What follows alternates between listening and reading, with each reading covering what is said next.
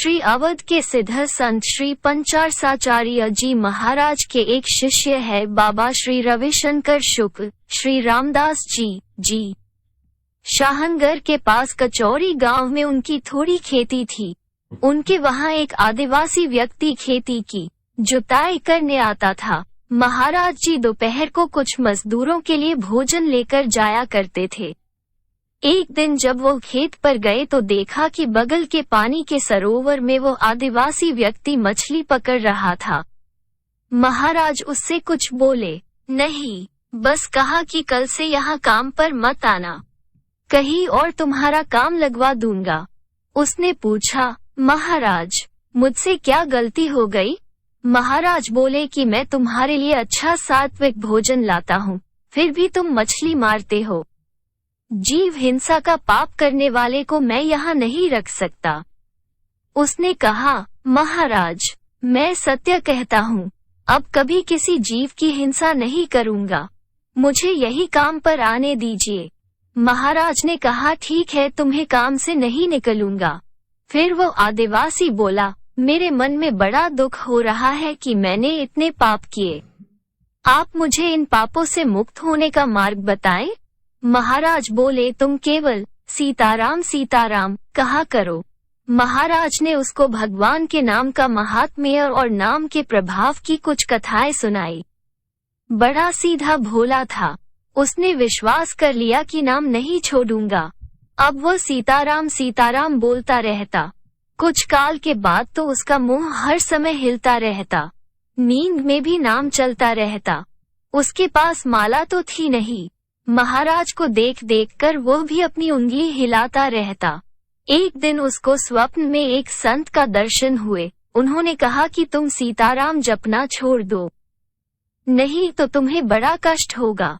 उस व्यक्ति ने महाराज के पास जाकर सब बात बताई। महाराज बोले, यदि तुम्हें कष्ट नहीं सहन करना तो नाम छोड़ दो। उसने कहा कि मैं सीताराम जपना नहीं छोड़ सकता, मैंने छोड़ दिया तो मर जाऊंगा। महाराज उसकी नाम निष्ठा देखकर प्रसन्न हुए और बोले, नाम को पकड़े रहो। अब दूसरे दिन से ही उसके पैरों में बहुत जलन होती थी, इतनी जलन कि जल में पैर डालकर बैठे तो गर्म हो जाए। कुछ दिन के बाद उसके पैरों के नीचे के दोनों तलवों का चमड़ा निकल आया। तुम्हारे जन्म जन्मांतर का जो प्रारब्ध था वो इस सीताराम नाम ने निकाल दिया, लो भगवान का प्रसाद पाओ। ऐसा बोलकर स्वप्न में उसको एक लड्डू दिया। स्वप्न में दिया हुआ लड्डू प्रातःकाल में प्रत्यक्ष उसके हाथ में था। जैसे ही उसने प्रसाद पाया, उसका संसार से मन हट गया। अब उसका कहीं भी मन नहीं लगता था। घर का कामकाज छूट गया, केवल एक जगह बैठकर घंटों नाम करता रहता। एक दिन पेड़ के नीचे नाम जप रहा था, तब उसका शरीर छूट गया। आसपास के लोग जमा हुए, उसकी उंगली हिल रही थी। लोगों ने सोचा उंगली हिलना बंद हो तब इसका शरीर जलाएंगे। उधर वो पहुंचा यमलोक में। दिव्य सिंहासन पर यमराज बैठे थे, वहां पर भी उसका नाम चल रहा था। यमराज ने कहा, यमदूतों, तुम किसी दूसरे व्यक्ति को लेकर आ गए, इसकी मृत्यु तो अमुक तिथि पर होगी। ये भगवान के साकेत लोक जाएगा, ये यहाँ नहीं आएगा, इसको वापस छोड़ आओ। उस व्यक्ति ने पूछा, ये कौन सी जगह है?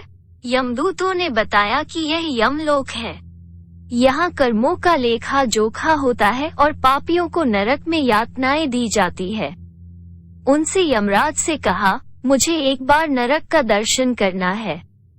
यमराज ने कहा, भगवान के नाम का जप करने वाले को नरक नहीं दिखाया जा सकता, परंतु तुम भगवान के भक्त हो तो तुम्हारी इच्छा मैं पूरी करूंगा। उसको नरक का दृश्य दिखाकर वापस छोड़ दिया गया। वो जीवित होकर बैठा और जाकर महाराज जी को सारी बात बताई। उसने ये भी कहा, नरक की यातनाएं इतनी भयंकर है कि मैं कांप गया।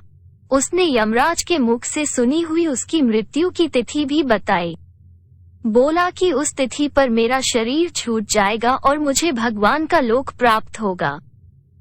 ठीक उसी तिथि पर उसका शरीर छूटा और वो भगवान के धाम को चला गया।